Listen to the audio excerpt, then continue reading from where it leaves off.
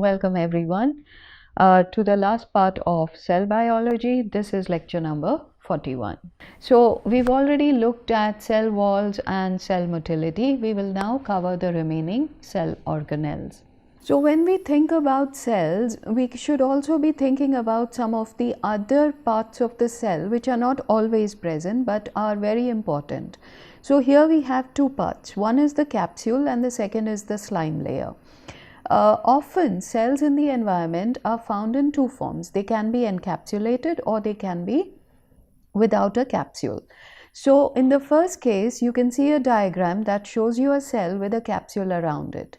Now this capsule can be seen in a very interesting way. So if you take an encapsulated bacteria and dye it with India ink, it gets dyed. The cell itself will be dyed, but the capsule is not dyed. So against a dark background, you can see the cells as very dark.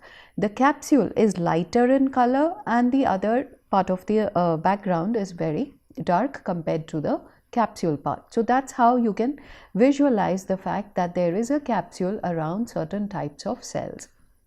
And in chlorination, what we have found is that it's there in the literature that the capsule provides protection for these bacteria against disinfection. So these encapsulated bacteria are more likely to survive disinfection compared to other cells, to the non-encapsulated cells.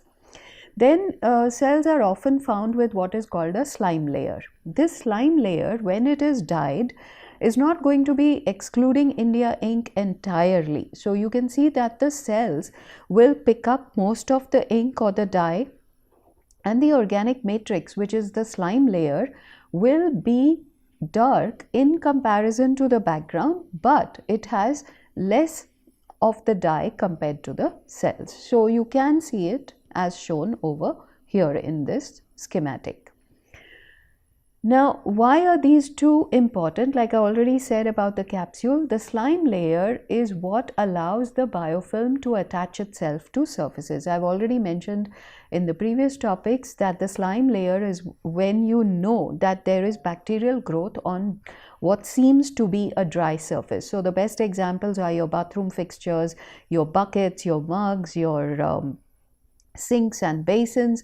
These are areas which are seemingly dry, but they are transiently in contact with water, and there is sufficient moisture and nutrients in the water to allow for the growth of bacteria. So very often when I say on rocks and on several other dry places, you'll find a sliminess to the surface, and that is because of biofilm growing on these surfaces. And if they were to be examined, then this would be the result. So you have this slime layer which can be seen on these surfaces, which are basically providing a layer for the cells to both grow as well as so it's a layer for adhesion to the surface, and it gets protection. This organic matrix provides protection against disinfection as well. So in water supply systems, if you have biofilms growing on the inner side of the pipe surfaces and so on, they will be protected from being destroyed by chlorine or any other disinfectant because of this slime layer. This slime layer acts as a protection for the bacterial cells. Then we come to structures that are internal to the cell wall. So we have already taken a look at the cytoplasmic or plasma membrane, and we've looked at the nuclear area. So now we are going to look at the nucleus or the nuclear area, and now we're going to look at the remaining organelles shown over here. So we are going to look at inclusions and gas vesicles as well as endospores. These are present in prokaryotes, and mitochondria or chloroplasts are present in eukaryotes only. Now these inclusions are what the bacteria produce when there are conditions where these nutrients, very important nutrients, essential nutrients, are present in the environment. So they create these inclusions or storage granules. So inclusion means a storage granule that is inside the cell. So sulfur deposits are created when sulfide is available. So you can refer to the figure in the textbook, and We also have another one which I'll come to. When sulfide is not available in the environment, you have certain bacteria, the sulfur bacteria, where they can use these deposits and oxidize them to sulfate. So sulfur oxidizing bacteria will be able to create these sulfur globules. You also have another compound for carbon storage. Now, polybeta hydroxybutyrate, which is called biodegradable plastic, at this time it's very popular these days. This is the form of biodegradable plastic. It serves as a carbon as well as energy source for certain bacteria. I've shown you the monomeric unit over here. Globules of this polymer are formed when the substrate concentration in the environment is high, and this will help the bacteria to survive famine. So famine in the sense of nutrient availability. So when there are insufficient nutrients in the environment of the particular bacterial cell, it can utilize these storage granules for both mass as well as energy.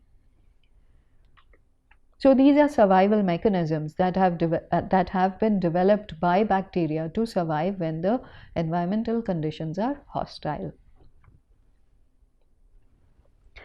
Then we come to other inclusions like magnetosomes. So there are certain types of bacteria.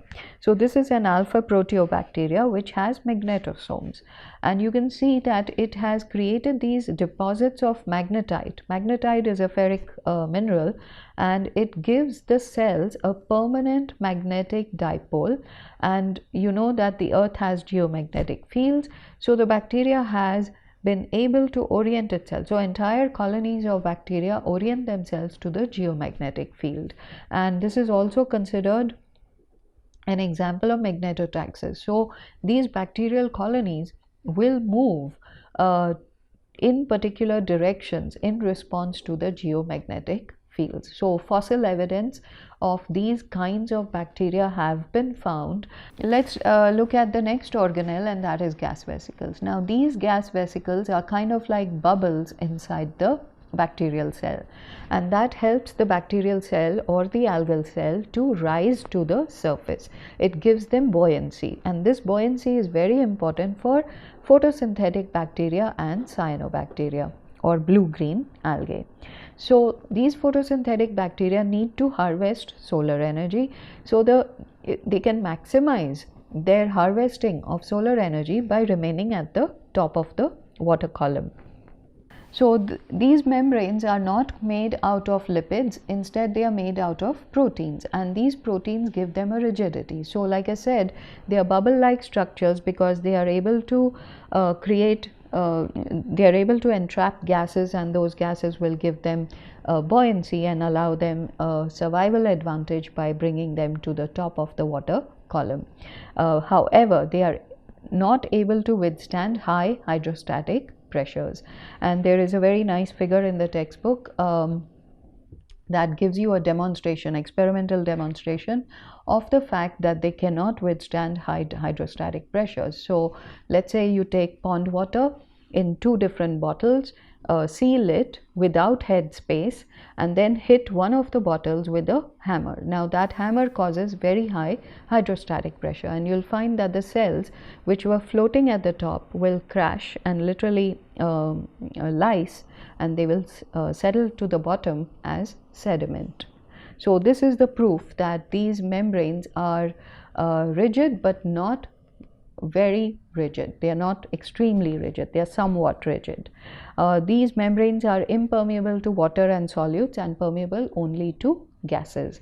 They are made out of proteins that are approximately 20,000 in terms of molecular weight, and these are hydrophobic proteins that allows these proteins to create a bubble-like structure. Then we come to endospores. Endospores are what the bacteria create when they are in an extremely hostile environment. So let's say there is less moisture, or there is radiation, harmful radiation, or the temperature is too high, or the acid concentration in the environment is too high, meaning the pH is too low, and the chemical disinfectants are present. So under any of these conditions, The bacteria is unable to survive in what we call a vegetative state. It cannot survive, it cannot reproduce. So what does it do? It creates a different organelle called the endospore just to survive in a hostile environment. In the literature, in the published literature, there are claims literally by researchers saying that they have been able to isolate endospores from anywhere from 34 years to 250 million years. These are published reports in the literature. It is not possible to stain these endospores with dyes. They are relatively impermeable to dyes. You need the regular staining procedures that we use in light microscopy. They don't work for endospores, and there are specific proteins within the spore coat that can be stained by fluorescent dyes, and that allows us to see endospores under the optical microscopes. Let me see. Yes, here is an example of endospores of Bacillus subtilis. So you have this stained preparation, and you can see the green structures are the endospores and the red cells are the vegetative cells. These spores have very high calcium concentrations in combination with dipicolinic acid. Now this dipicolinic acid is produced by the vegetative cells to create these endospores. So it's present only in the endospores, not in the vegetative cell. And the calcium is assumed to be associated with DPA, and that may be providing resistance of the endospore to all these hostile conditions that are mentioned at the top. When the spore is released from the vegetative cell, the outermost coat is called the exosporium that provides protection to the spores. So let's just go to how endospores are formed. The first step is the vegetative cell. The vegetative cell is unable to reproduce. That is the reason for producing the endospore. So this vegetative cell is going to replicate its DNA. So the DNA has been replicated. Everything, the first part is the same as binary fission. So you have replication of the DNA, cellular division of the cytoplasmic membrane, but the difference is that the daughter cells, which should be equal and capable of living freely, won't happen. So here you have the mother cell and you have the spore. The pre-spore is formed. So a septum is formed that separates the spore from the mother cell.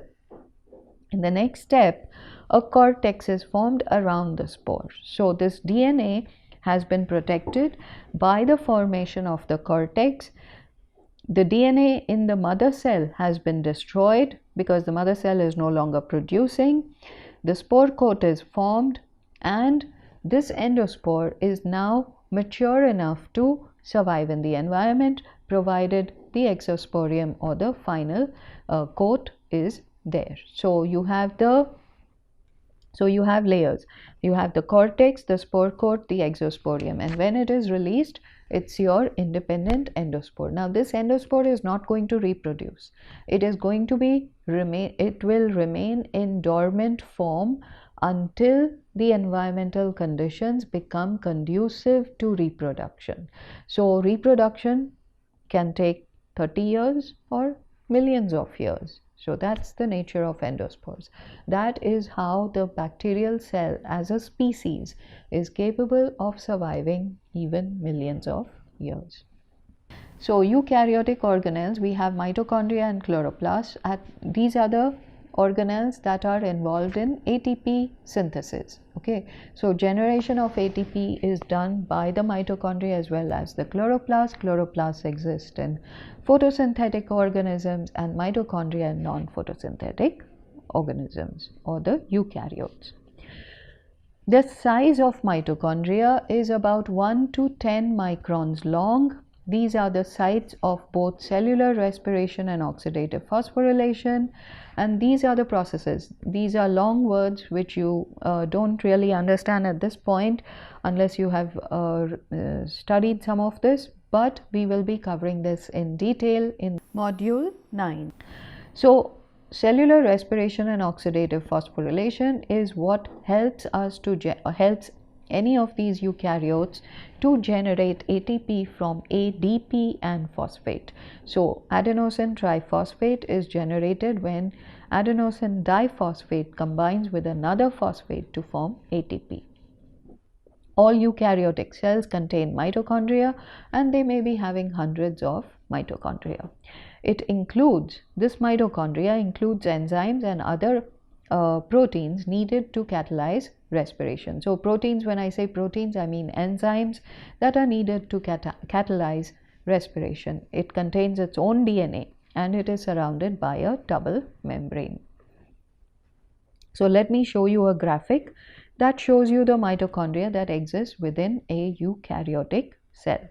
It does not exist in prokaryotes, and in fact it is the lack of existence in prokaryotes and the size that has given rise to what is called the endosymbiotic theory. The endosymbiotic theory is that the prokaryotic cells have been engulfed by larger prokaryotic cells, and that's how the eukaryotic cell was born. So the mitochondria resembles a modern prokaryotic cell in terms of size, in terms of its double membrane, and you can see that. So you have the outer membrane, you have the inner membrane, and you can see that the inner membrane is heavily folded. So this is a convoluted inner membrane. There is a lot of space between these folds, and that is called the intermembrane space. And then you have the central matrix within the inner membrane, and the folds are called crista or cristae. So this inner membrane is folded for a reason. It is, remember that ATP generation, I've already given you some idea that ATP generation happens at the surface of, not the surface, it happens at the site of the plasma membrane. So the greater the length of the plasma membrane, the greater the amount of ATP that can be generated. That's why the inner membrane is highly folded. So it has deep folds called cristae that allow more ATP to be generated. Then you have phospholipid bilayer membrane, which has higher permeability than the plasma membrane. So that's another advantage. Molecules less than 10,000 molecular weight can pass in and out freely, and ATP has to move in and out of this cytoplasm of the mitochondria. So we're dealing with something that's very different from the prokaryote. The membranes can divide the mitochondrion into two compartments, the central matrix and the intermembrane space. So the central matrix has its own DNA, and this is another argument in favor of the endosymbiotic theory. And then we have components of the protein synthesizing machinery that is specific for the mitochondria. So the mitochondria has its own ribosomes, it has its own transfer RNAs, it has specific proteins and enzymes. All of them are found within the central matrix, and these are all the arguments that are provided in favor of the endosymbiotic theory. We will come to that much later. Then we come to plant cells. Plant cells contain chlorophyll and enzymes that are required for photosynthesis. These are large organelles. The chloroplasts are where the chlorophyll is, and these chloroplasts have double membranes and their own DNA. So this is what a chloroplast looks like. It has a double layer membrane. Unlike the mitochondrial double membrane, the inner membrane of the plant chloroplast does not have any folds. So there is an outer and an inner membrane, and there are several other suborganelles that are there inside the chloroplast. So let's take a look at each one of them. So distinctly separate from the double membrane is an internal membrane which contains flattened sacs.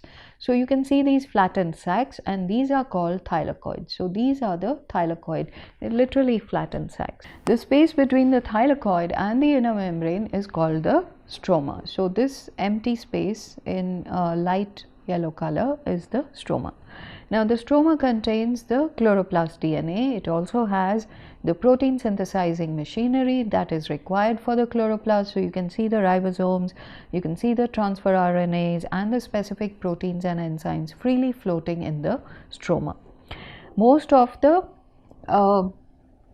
components that are required for photosynthesis, basically the light gathering compounds, are located in the thylakoid, and the space inside the thylakoid, the interior of the thylakoid, is the lumen. So we will see it in subsequent modules. We will see how there are reaction centers and light harvesting compounds that are present in the lumen of these thylakoids.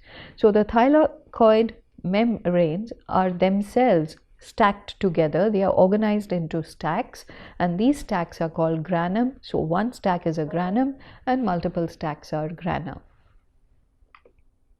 Okay, we come to the end of this particular lecture. Thank you.